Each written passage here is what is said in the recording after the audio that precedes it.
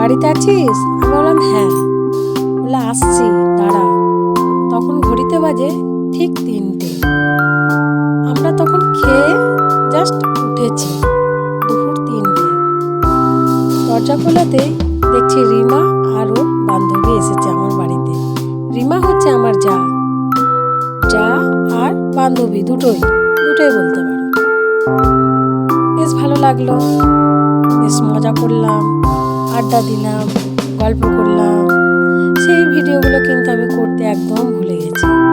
মানে ও আমার বাড়িতে এসেছে, এ দেখে আমি এত আনন্দ হয়েছি, আর আমার কোনো কিছু ভিডিও করতে হবে বলে আমার মনেই ছিল না।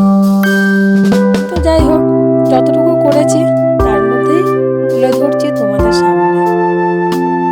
তো এসেছিল যখন, তখন খাওয়া দাওয়া সামান্য টুকটাক ভাত টাত খেয়ে এসেছিল, যার জন্য ভাত খাবার জন্য আর বললেও ওরা রাজি হলো না। আমি বলেছিলাম, কিন্তু ওরা বললো যে না, ভাত টাত খাবো না, বড় অন্য কিছু খাবো, চল। ঠিক আছে। আর ফ্রিজে ছিল একটু লস্যি খাওয়ানো হলো, একটু পাঁপড় টাপড় ভেজে দিলাম, পাঁপড় ভাজা চা। চলে যাওয়ার সময় কতগুলো ফটো তুলে নিলাম, বেশ আনন্দ, খুবই গল্প করলাম, জমিয়ে আড্ডা দিলাম। মোটামুটি 2 ঘন্টা মতন ভালোই আড্ডা জমেছিল আমাদের। একটু লস্যি টস্যি নিয়ে খাওয়া দাওয়ার পর বললো না রে, এবার আসি। রিমা আমার ফ্ল্যাটের সামনে একটা নার্সিংহোমে কাজ পেয়েছে নতুন, যার জন্য একটু কাজের চাপ আছে। যতই হোক, একটা নার্সিংহোমের কাজ তাদের একটা বিশাল বড় দায়িত্বের কাজ, তাই না?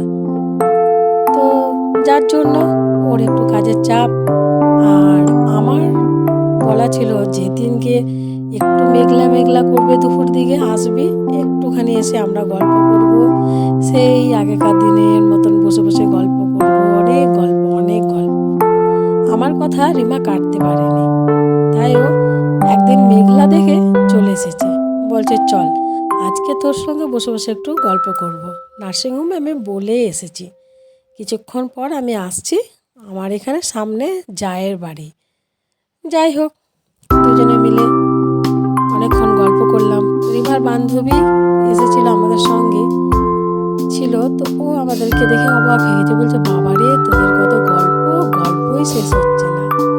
এই যে ভিডিও করে নিচ্ছি, তারপর আবার লিফটে ওদেরকে ছেড়ে দিতে জন্য লিফটে চেপেছি, ওখানেও ভিডিও করে নিলাম। ও বলছে কি সুন্দর একটা